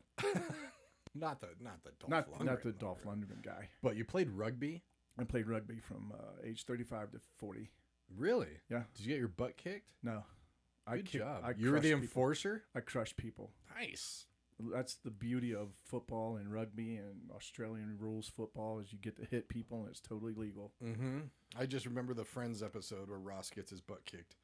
And then he starts breaking some kneecaps and everything like that. So I've never played it. I never would want to. I like being on the stands. I would give anything to play rugby again. It's just at this age. You're playing with 20-year-olds. Right. Exactly. Subway, the famous footlongs. That's a good restaurant. Yeah? Is that the fastest fast food restaurant? I would think so. I would think it's the fastest. I think Cane's is pretty darn quick. Cane's is pretty quick. You know what's weird is I don't like crinkle cut fries. That's why I don't go to Raising Cane's. Tell their them you chicken don't is want pretty them. good. Tell them you don't want them. Tell them you just Yeah. want chicken with the sauce. I'm not going to drive out of my way just for their chicken. I do. I would take Chick-fil-A chicken over them. I haven't done Chick-fil-A in a long time, but they're good too. Yeah. Subway introduced sub gels. Okay, now I'm intrigued. And hey, you're a workout guy. Marathon energy gels, supposedly flavored like Subway sandwich sauces, for runners who want carb hits that taste like Subway sandwiches. I guess you got to reinvent yourself every once in a while. Would you try those if they were No. real? No. You wouldn't try them? No. Why not? I'm sure there's some, 100-mile runners that'll probably try it. Like I'm out here suffering on the trail going up 6,000 feet in elevation. I'm going to have a taste of Subway, but no. I thought you'd try them. It's a good idea. I guess we could try a road trip. We'll go to IKEA, then we'll go to Subway. This is such a freaking food-themed damn show. It is. I'm getting hungry now. Goodness gracious. Here we go. You ready for this one? Red Lobster. They still in business? A few of them. They closed a majority of them, which is interesting because remember when Twin Peaks went bankrupt and they kept all of their locations? That's like the corporate bankruptcy. You keep everything. You just declare bankruptcy. Red Lobster actually had to close a lot of restaurants down, but Red Lobster teams up with Pop-Tarts. It's going after the kids. Yep. It's a Red Lobster Pop-Tarts partnership. Teased Red Lobster branded Pop-Tarts with a savory filling inspired by Cheddar Bay biscuits. You remember those. Those are good biscuits. I haven't had the Red Lobster biscuits forever. Oh, those are great. Positioned as a breakfast version of their signature side. Yeah, you got to get those. You can actually go to Sam's Club, I believe, and get those and bake them at home yourself, the actual Red Lobster cheddar biscuits. Kidding. Yeah. Yeah, they're really good. I didn't know that. Yeah, you should check those out. Let me look in here because text us if you go to Red Lobster. I went to one, but I know it was closed. I can't remember what part of town it was in. It was like 5-6 years ago. Just had a taste for seafood. Just went. It was okay. It's all right. We're also it ain't what it used to be. When you're landlocked. I mean, I remember there was this old article saying Red Lobster closes in Maine. Ooh, we're gonna have to stop that right here. Just 1 second. Let's talk about Cheetos that look like people. That look like people? I don't know. You don't want dead air, so I'm coming up with whatever. And hey guys, hey, what's up, Sean? am I on the air? You are on what's the up, air, dude. What's up, fellas? I saw you calling in the corner. I'm like, oh crap! I just missed your call, so I had to call you back. How's it going, man? Yeah, it's going. I hopped on and I saw you guys talking about IKEA Swedish meatballs, so I had to chime in. Have you definitely those? had them then. I've had them, but did you guys know they've got like a vegan version of those, a plant-based? Of course they do. No. Have you had this vegan-based Swedish meatball? I have, and they are scrumptious. What? Oh my! Congratulations, God. big guy. I just wanted to put that out on K4CO Radio Land that, if you do want to not eat the regular meatballs and you want something plant-based or vegan, because, of course, I represent all the veganites of the world, and you can do that at IKEA. And we've been talking about you a couple times on this show, so I'm glad that you chimed in. I hope good things you were talking about. Definitely good things. I had a question for you though, because you're spending a little bit of time back home in Louisiana and New Orleans. Yes. Please tell me that you're cheating a lot. I am having an affair with non-vegan food. Yes. There you go. He's coming back to the fold. Yes. You are coming back. And it's not just an emotional affair. It is a full-blown affair with non-vegan foods. I'll leave it at that. Ooh, you're doing dirty stuff, aren't you? I am being naughty. All right, what's the naughtiest you've been so far? What's the naughtiest plate that you've had? But here's the thing, just Josh, I still have not done the meat thing, honestly, just because I'm scared, because it's been so long, and I feel like if I do, but I'm thinking about doing it like bits and pieces because you got to build your immunity. I'm afraid your stomach would just be like, yeah, right. Like I full on want to go into a rack of ribs, just like full on, just go in. You're gonna dude. I'm gonna pay for that big time. Dude, if you're gonna go, you got to go all in like that. So that's what I'm thinking. I applaud your thinking on that one, but it does sound like you're a little trepidatious about this. Yeah, but as far as gumbo, seafood, fish, I'm just killing it. Everything. Probably some cheeses that I shouldn't be eating. Yeah, it's kind of bad. Wait a minute. Not really bad. Did you comment like when we were talking about Lucille's, because we found a Cajun restaurant in town. I think it's on Evans. No, Lucille's. so I remember us talking about it. Yes. At Lucille's. Yeah, Joe, you were telling me that they were a spot, and I'd heard about it, but I didn't heard a whole lot of great things about When it. So you I come wasn't back for into sure. I have town, not gone. When you come back into Okay. town, that's where all Okay. four of us are going to meet up That's and where we're gonna welcome go. you back. Okay. And the one Fair rule is you cannot eat anything leafy. You have to eat some Cajun food, man. Yes. Right. Exactly. Exactly. Well, you got to get the meat back in your system. All right. That's what she said. Yeah. Absolutely. Normally, Sarah would say something like that. I know. I know. Exactly. Exactly. Exactly. Well, it's good to hear you guys back on air again. Yeah. Sounded Are you gonna tease us and give us an idea of when you're coming back? Is it gonna be? It would be just a tease because I'm not really quite sure just yet, so I don't want to make any empty promises. I just rather, if I know for certain, then I'll say. I don't want to say, and then something happens. So You're killing us, man. Yeah. Or just No, show you guys up. Show up you without guys saying are anything. killing it. You guys are killing it without me, so you're good. Oh, You're good. hey, did you by chance listen to the improv show I had on Friday night? Oh no, I missed it. I didn't know. That's I'm all sorry, right. Joe. That's okay. I think we're doing Is our it next one like? May. Is it recorded? it's Can I go recorded. back and go? It's not necessarily funny. We're just like me and my buddies that I performed with. Yeah. Oh my God. Why was that funny? Damn it. Improv. Not funny. I said improv, not funny. Okay. Well, all well, right. it was- Anyway, we Well, just it was kind of. funny. It was funny because it's an improv, and you said it's not really funny. Yeah, exactly. This Yeah, is we a are dramatic improv. We suck at jokes. Right. It was more of like a deep dive, just kind of more like a informational, educational, just a group of people Yeah. talking about. I hate you guys. And now the unfunny improv show. That's the new title of it. Thank you. Yeah, No. thank you. That was But is it recorded, Joe? Yes, can you did I go back it's on YouTube now, and right? check it out? It is on YouTube. That's right. We did Okay, cool. put it up there. So. By the way, Bruce was one of my buddies. He lives in Chicago. He was on the phone talking to us. I called him afterwards. He said his dad listened to it. He said his dad really, really liked it. So I'm like, okay, Nice. we got one thumb up. Yes. Okay. Yes. His One dad. thumb. His dad doesn't really like comedy, so it worked just perfectly. He likes comedians that don't try to be funny or Yes. aren't funny. Exactly.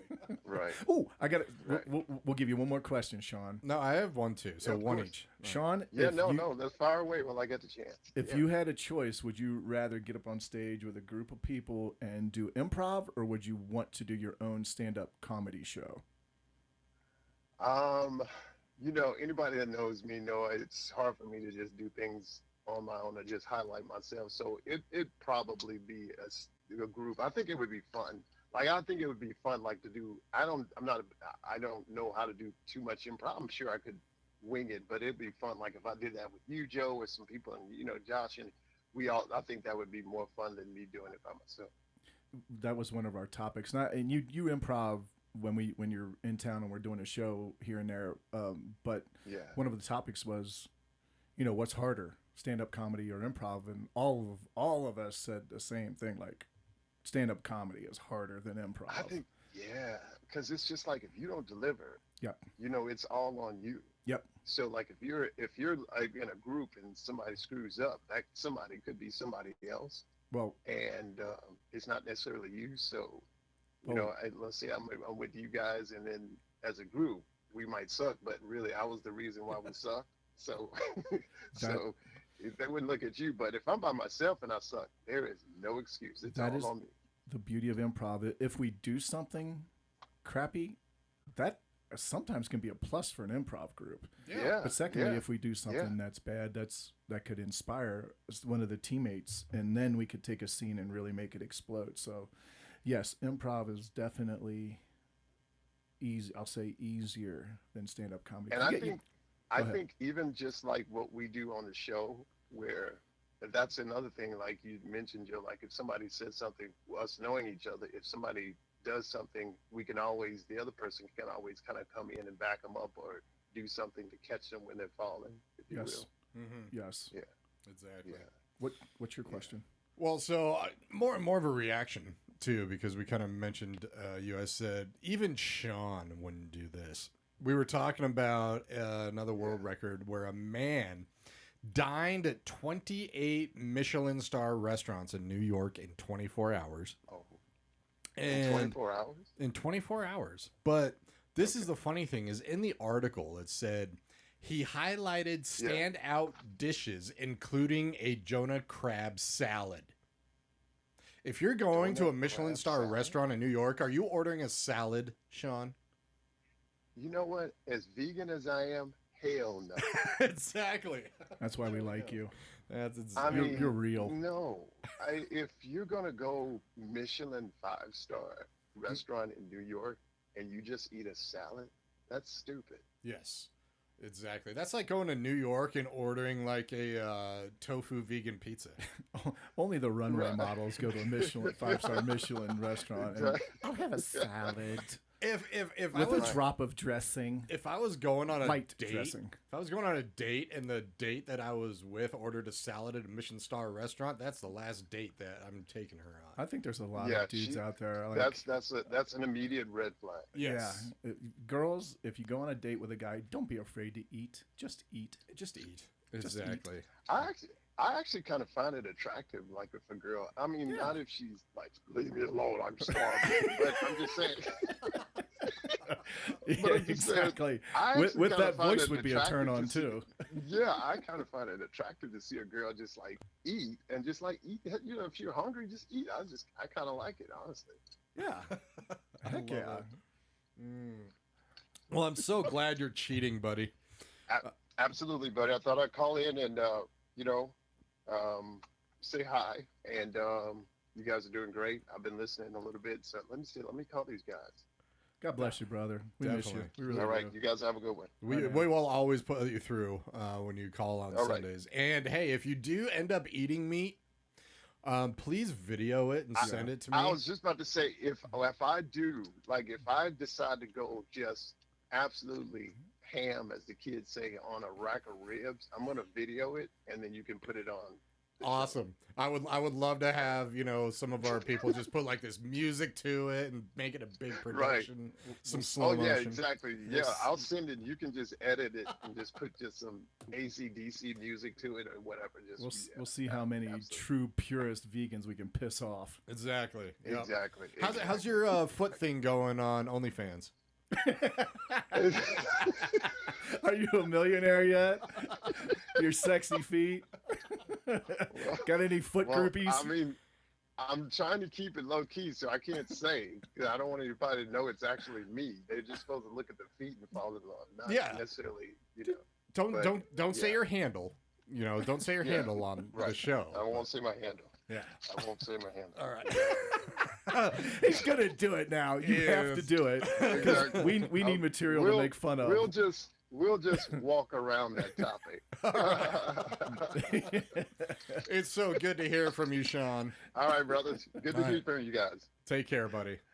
Okay, bye. Gotta love Sean. Absolutely. Oh man. And I love that he's cheating. Cheat, man. This is your time. You cannot spend extensive periods of time in Louisiana and not be in the South. In the South, exactly. They eat in the South. I mean, I understand a bunch of vegans and vegetarians and everything like that in California. It's just that kind of place, or Boulder or something like that. But I mean, the South, really? That's like some of the best food out there. I think they'd probably hunt you down and kick you out. Yeah, exactly. Well, they should. It should be against the law. We did have, before Sean's call, a message again from one of our people listening through the K4CO app. Thank you very much. This is from Jamie. Hi, Jamie. Thank you. Hi, Jamie. Thank you. She said, let's see, Butterfinger and Top Ramen. Butterfinger and Top Ramen did a April Fool's. I'm looking this up just to make sure. And you can only guess where it's going. Candy ramen mashup. Candy ramen mashup. Top ramen flavored like Butterfinger. And it looks like this is true. Just 1 second here. I've got to verify this. Jamie, you get 4 stars for sending this You one do in. get 4 stars. I would definitely try that. I love Butterfingers, but man, do they stick to the teeth for a long time. They do. That they do. They like, if I was a dentist, I would tell every kid, I want you to eat Butterfingers all day long. Oh yeah.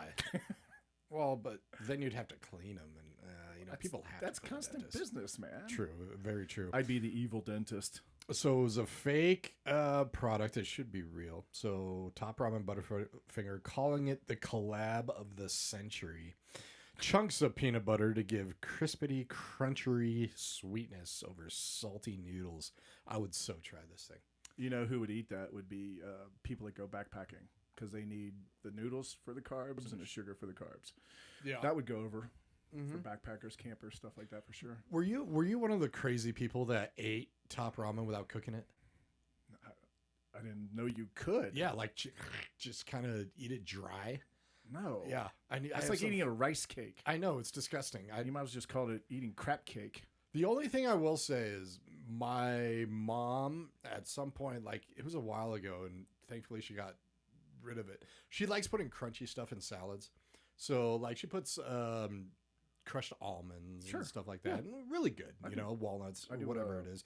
But there was a little phase where she started breaking up Top Ramen and putting them in there, and it was weird. It was definitely interesting, but Not as weird as cold pizza. no, Bam. but definitely not as delicious. All right, so thank you, Jamie. Love that Butterfinger Top Ramen. I would definitely try that. Clausen also did a April Fool's joke. Clausen and Premier Protein. Everybody's doing protein today. Yeah, everybody's getting It's all over. Kick. Starbucks is like, have your latte with extra protein. Protein pickles. That's right, protein pickles. How in the hell do you do that? Exactly. Probably why it's an April Fool's, but hey, if you can add protein to a latte, sure, why not? Infuse the pickles with protein somehow. Announce jarred pickles infused with protein, with Premier Protein, marketed as high protein pickle snack for gym goers who love pickles. You wouldn't do that? No. Okay, fair enough. Just plain no. But there was I don't know how, like 15, 20 years ago, pickle juice came out as a electrolyte for runners.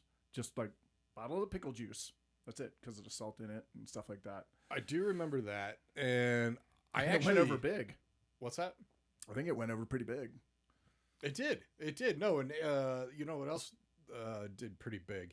And I wish my friend Jenny was here, because I would have brought this up. Jenny, call in. Jenny, call in if you're listening, because you were, I think, one of the few people I knew that did this. Pickle shots, and they still do them. So you do shots of pickle juice and then another booze, or you do pickle backs, where you'd have a shot of whiskey and then you do a shot of pickle juice. Yeah, disgusting. Exactly. And you're not even a big drinker, and you're giving me that look like that is disgusting. Yes. I just think pickle juice would just make you vomit. No, it doesn't make you vomit. I actually Just enjoy straight pickle pickle juice. juice. I enjoy pickle juice. That explains everything. I don't. I've got you figured out now. But no, people would drink, and then, like, first of all, I love whiskey. Sure. So a shot of whiskey, love the taste, love the after. I love it. And so right after I shoot a shot of whiskey, and it makes sense for certain people who don't like the taste of whiskey or alcohol, to just, you take that shot and then boom, something else. And if you love pickle juice, that's what it was. But for a while, for a couple of years, it was so huge to have a pickleback. So all these bartenders would give you a shot of whiskey and then a shot of pickle juice. I think you did it backwards, though. Somebody drinks a martini, it's salt first, then a lime, then drinking the alcohol. You're drinking the alcohol first. Mm-hmm. You got to do the pickle juice first, then wash it down with the whiskey. Or just drink. Just get rid of the pickle juice and have some great Sometimes you say a booze. lot with just a few words. Exactly. Just drink, America. I have one more April Fool's joke, which I thought I had mentioned. Baskin Robbins. And what's cool about this though is every kid has done this. They pitched ice cream soup. See, you know where I'm going with this. You wait till the ice cream melts and then you drink it.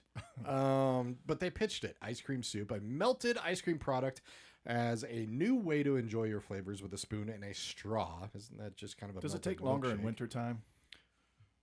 That's my Probably. stupid question. That is a brilliant question. Absolutely A very brilliant question. important question. Everybody's going to stop driving and stop doing everything like, oh, wow. That's a good question. I don't know. Does it take... Did you used to I let had your, a thought. Did you used to let your ice cream melt No. and then eat it? I would not. No. If I went to the freezer to get some ice cream, I was eating it right away. But if it melted a little bit, that made it kind of a little bit more adventurous for sure. Yeah. Everybody's had ice cream soup, I think. You're making me want to get a root beer float. Oh, gosh. Stop. You know what? Lent's over. I can do it. It's there- legal now. If you wanted a root beer float, where would you go? I would just go to the store, get some. Root beer and then Actually, get no, I you would make your own. See, I would get either, not vanilla, I would get chocolate chip cookie dough or Oreo cookie ice cream with a root beer float. To me, that's nectar of the gods. Yeah. It just has a slightly better taste than just plain vanilla with root beer. All right, fair That's enough. my culinary gift to you, listeners. I was never a real big root beer fan. Loser. So when it came to ice cream, and I don't have a big sweet tooth. It was Dairy Queen Blizzards back I in haven't the day. had one of those in a long time. Yeah, those were amazing. I think there's still some Dairy Queens I out there. give them all kinds of props for taking an ice cream in a cup and turning it upside down on a commercial. Mhm. That's always pretty smart. That's intriguing. Exactly. Yeah. I wonder if they still do that. We should. That should be a contest they should come up with. Like, get how many people who can get a Dairy Queen thingy, turn it upside down, and the one that is last to fall to the ground wins the contest. That would be cool to watch. That would be hours, I think. It just In the summertime? It would wait until it melts. Yeah, whoever's did not melt the fastest. I like it though. Let's do that. Did you have a good Easter? I did. I was back home. Yeah. What'd you do? Just hung out with Dad. Really doing a lot hanging out with Dad. Oh man, we always go over one brother's house, and most of the family comes over. I mean, all the grandkids are 16 to 30, so sometimes they have their significant others they have to go to. Did I do anything really interesting? I can't. You're catching me off guard. I can't think of if I did anything really interesting, but it was good. It was Easter. Nice. Do you have a Costco out in Ohio? Yep, absolutely. Absolutely. Yep. I mentioned this because Costco, if you didn't know, had a giant 10-pound chocolate bunny this Easter. Perfect. Cost $140 for this, and you should look at the pictures online. It's wow. 10 pounds is... Oh, it's probably, I'd say, about 3 feet tall, maybe 2.5 feet tall, something like that. Nicknamed Pete the Bunny. If you bought it online, it was $113 and up to $140 in the warehouses. Marketed as an oversized centerpiece and shareable dessert that comes with instructions to smash it apart using a hammer, mallet, or a rolling pin. Dynamite, that would be good. Ooh, that sounds really good. And then you'd get like some charred, kind of like overdone chocolate. I think, golly, how long would it take a family to eat 10 pounds of chocolate? It says 151 servings. Okay. Ugh. I hope that's a big family. Bet you make that a contest. We got hot dog eating contests. Why can't we do 10-pound pieces of chocolate eating contests? They'd If you're call doing eating hot dogs, you're eating at least 5 to 10 pounds of hot dogs. They call it the diabetes-a-thon. Sure. Yeah, every Absolutely. year, just a chocolate eating contest. If you want to boost your insulin. Made by Minnesota-based Maud Borup from Fair Trade Milk, White, and Dark Chocolate. It's fueled online debates whether the price and sheer quantity of candy are reasonable for this. But come on. Like, now we start talking about what's reasonable. I see elementary schools buying these, and giving them to the kids. Like, what? I mean, you got to carve it up. You got to get a really sharp knife to carve up a little shaving. Like, here you go. Mm-hmm. That's what it would be good for, is like schools or organizations or big parties, stuff like that. So, yeah, bachelorette parties. Oh, I think they would go bonkers over a 10-pound piece of chocolate. Have you ever been to the new bachelor/bachelorette parties? No. Where it's a combination. Why? Thank you. That's all I have to hear. I thought why isn't that the main reason to separate the parties? Yes, So exactly. Whatever happens in Vegas stays in Vegas. It was. I gotta tell you, I've been to a couple of them, and they were the most boring. Yeah, because they were combined. No. I can see what happens. They're quote unquote combined, but you know what happens? Everybody gets there, and the boys go over to watch TV and watch sports, and the girls go over there and do something else. They're not combined. Right. It's like, seriously, come on. And if they stay combined, it's definitely not. They should just call it a party. Should bring back the bachelor parties, and you have the bachelorette parties. Yeah. That's how it is. Right there. That's how it should be. Absolutely. Got any other stories you want to throw out there? Got about 25. My battery is dying for some reason. You need it's to recharge, last, man. I got 8% You need some ice left. cream. Your actual physical phone battery. Yeah. Bad. A human skull was found during an Easter egg hunt in California. That's about as good as it gets. Yes. Thank you, California. That's the Human ultimate looking skull. Easter egg, though. White and it's round for the most part. Did they open it up and find some money in it? Did a kid find it during an Easter egg hunt? Kid picks it up, takes it over to mommy. Mommy, look at what I found. How did mommy react to that? Oh, thank you, Timmy. Awesome. Yeah. Let's see what candy's in it. I love it.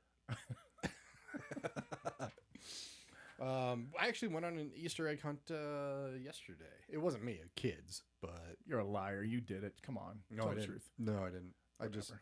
I just looked why. But the kids had fun. The kids have fun anytime they have to search for chocolate and candy and stuff like that. But it was pretty good. I used to, when Mama's still around, I was the one that would hide probably around 140, 160 Easter eggs for the grandkids. Uh-huh. And now that she's gone, I just hid one last Sunday.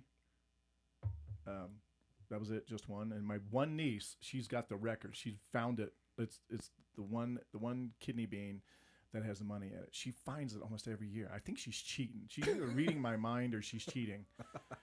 But Olivia has found that thing at least 5 times over the years. She's an absolute genius. Mm-hmm. The other ones are like going all over the place. Like I bet you didn't even hide it. Like, yeah, I hid it. Yeah, that's another thing. Is just like, if you're gonna hide it and have an Easter egg hunt, hide them. Don't just like throw them out in a field. I make it difficult, man. Yes, as you should, especially if it's some good candy in there. I'm an evil Easter egg hider. I And next like year, evil. I'd like to make a couple bucks. So if anybody wants to hire me to hide eggs in our backyard, I'm damn good at it. All right. You know what? We'll put some feelers out there. See if anybody wants to hire Joe. Joe Nie, the Easter egg guy. Easter egg hider guy. That's right. All right. This is a good one for you. Do you have any? You don't have any piercings? No. All right. A Finnish performer uses, nipple piercings to pull 2,184 pound carriage. Well, if I was going to get my nipples pierced, that's what I would shoot for. That's what you would shoot for? Yeah, I'd want to pull something and create a whole bunch of pain. All right. Well, then we're going to do it, Joe. Known as the Baron, set a new record. He's barren of nipples now. Yeah, exactly. This is a new record on a German TV show I'm not even going to try to pronounce it because it's German. His partner sat in the carriage to reach the required weight to get this record. And the feat narrowly surpassed the previous nipple pulling. I love that there's a previous nipple pulling vehicle record of about 2,179 pounds. So they beat it by about 5 more pounds. And the previous one was held by American performer Sage Werbach, also known as the Great Nippolini.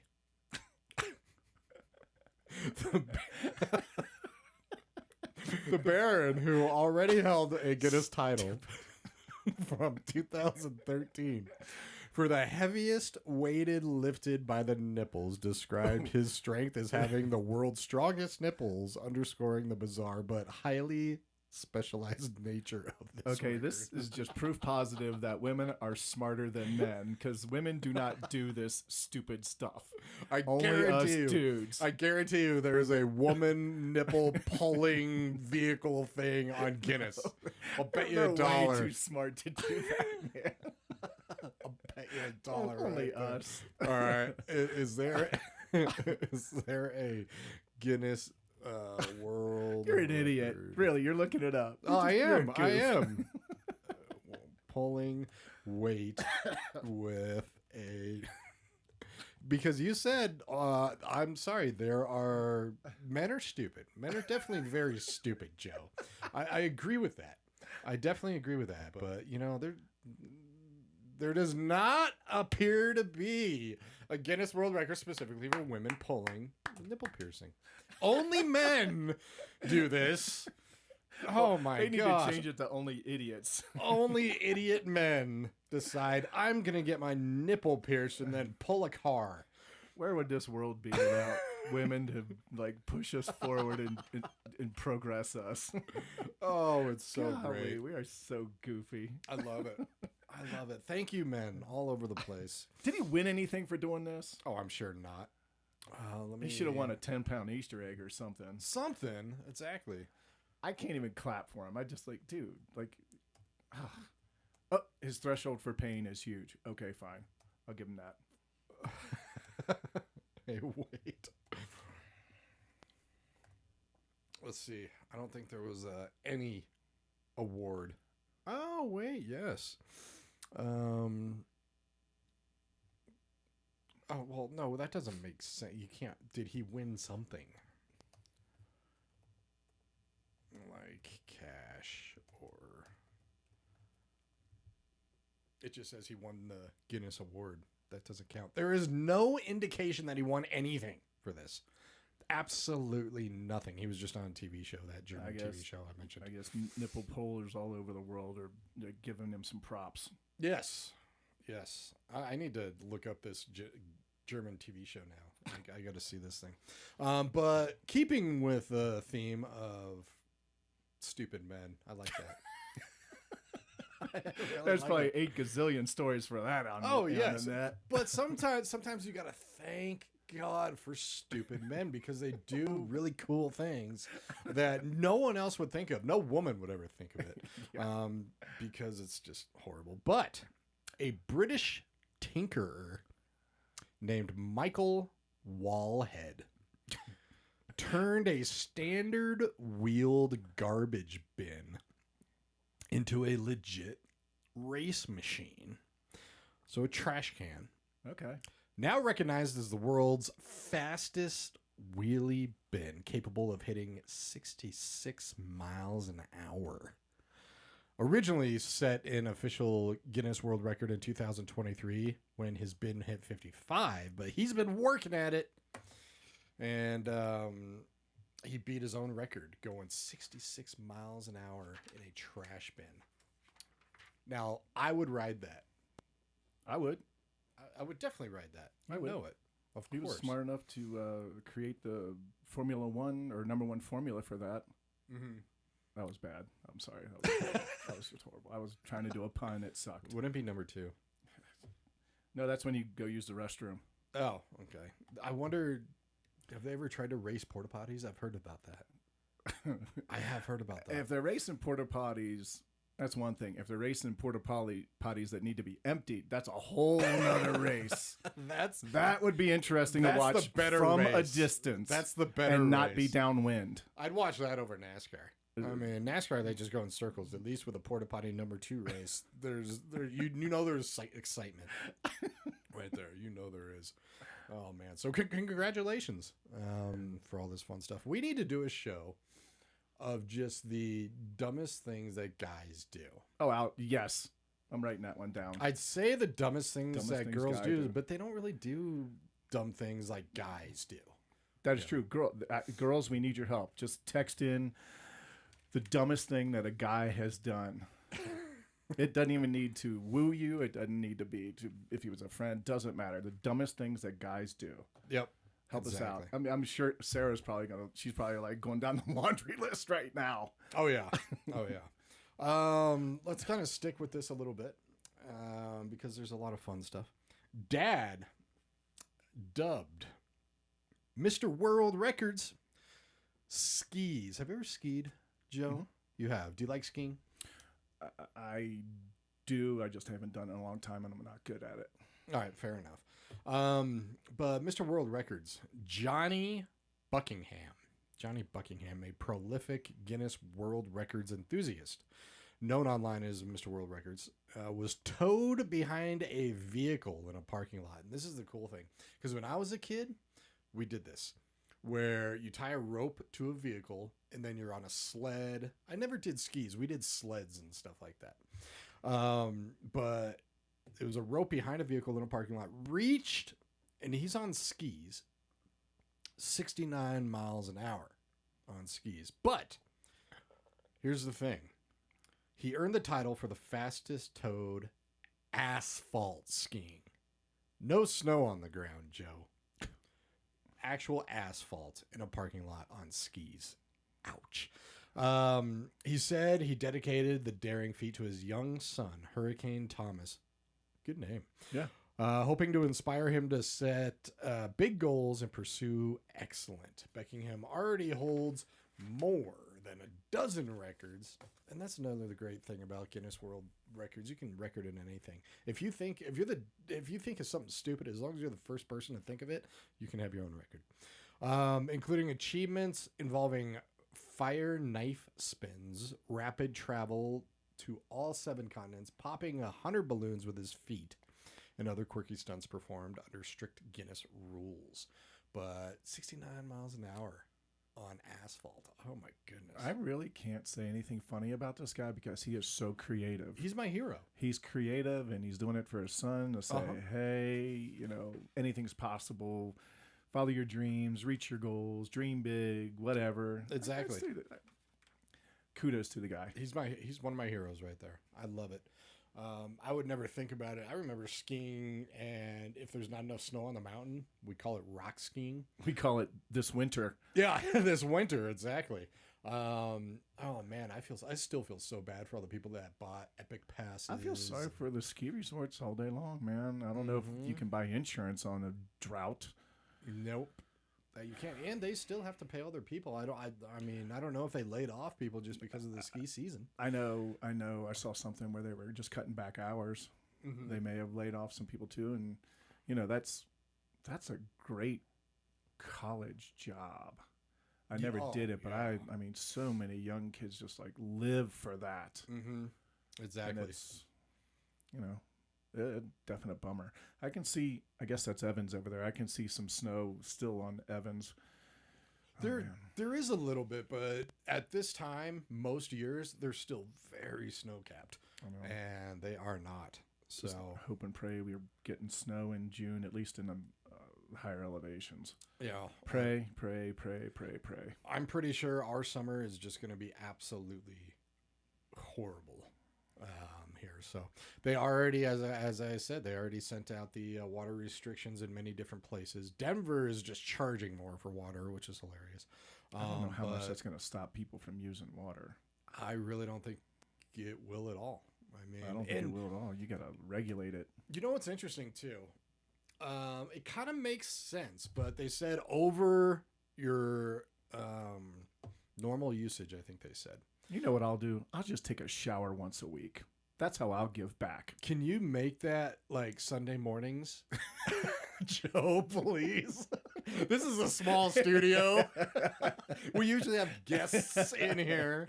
I would really appreciate that, Joe. Well, you know, like a couple months ago, Sarah was on and she was talking about how smelly boys are. This one's for you, Sarah. Oh, I'm not going to take a shower this week. Oh, I'm going to get please. really ripe for next Sunday and sit right next to you. Oh, God. I'm sorry, I'm Sarah. a giver. You are a giver. A giver of what is a different question there, but Oh, man. yeah. But we looked it up. We looked it up outside of your standard use. So how do they know? And it's how much water you use during the wintertime. So anything outside of how much you normally use during winter, they're going to tack on a more cost in Denver. So other places like Aurora has already said there's going to be restrictions. I believe Douglas County already put on some restrictions. And this is early. This is early in summer. We don't even know how much of a drought we're really going to be in. And you're a native, so as long as you've been alive, you have never seen this before. No. And we've had water restrictions all the time. I mean, it's Colorado. We're desert. Yeah, but not until probably July. Yes, usually. But when it comes to the restrictions that we're going to be having this summer, I don't think I'd seen anything like it in my whole life here. It's going to be bad. So, yeah, everybody's going to start, getting Arizona yards where it's just rocks and very dry climate. Was Ohio weather different this year? Because everybody It was colder. They had 18 days below 25 degrees, which they haven't seen anything like that in over 20 years easily. And they had a whole lot more snow. I think it might be even a wetter spring than typical. But that cold snap, like we're talking Michigan and Indiana and Ohio and Kentucky and Tennessee, it was extremely unusual. Right. Man. I think Mother Nature just decided to throw us a curveball this year. Which I like it. I like it. I mean, it's going to stink being here this summer, but I like when Mother Nature every once in a while just reminds us how minor and insignificant we are. Yes. And she's always going to rule the world. Mhm. If anybody out there, I'd like to volunteer somehow with the forest firefighters, if I can, in some way, shape, and form, a couple times this summer. So if anybody has any information on where I can go to do that, text it in. I'd like to know. I think they're going to be working overtime this summer, and it's a little scary. Right. It just came into mind. Did you ever watch George Carlin? I've seen him, snippets here and there. Couple times. Okay. His whole thing about the planet is fine. Did you ever? I'm sure that's sarcasm. Oh no, it's great. He talks about Mother Nature. He talks about everything that the planet's been in. I mean, from asteroids coming down to earthquakes to hurricanes to tornadoes to. I mean, he just lists like a paragraph of just things, and then he ends it with, "And we think some plastic bags are a threat." It's great.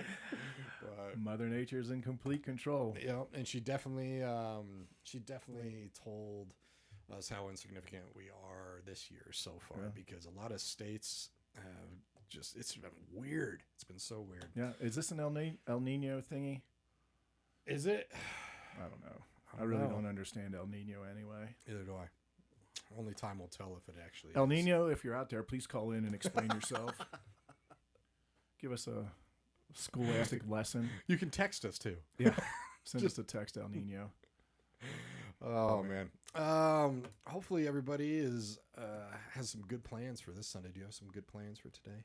No. My fun day was yesterday. Go for a big long hike, and then today I need to go back and do some work.